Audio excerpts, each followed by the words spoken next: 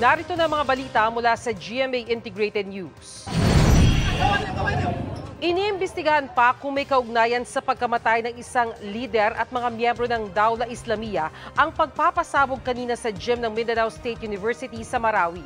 Nangangalap na ng ebidensya ang mga investigador.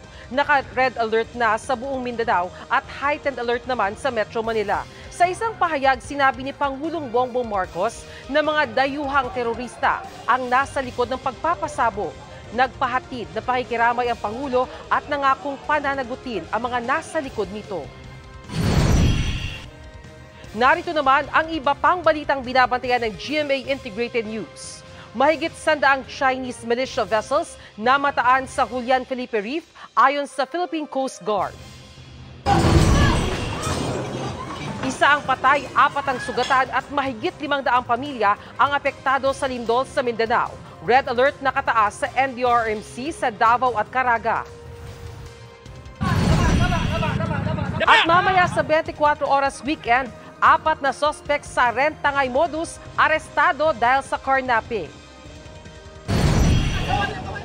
Para sa mas malaking misyon at mas malawak na paglilingkod sa bayan, ako po si Bernadette Reyes ng GMA Integrated News, ang News Authority ng Pilipino.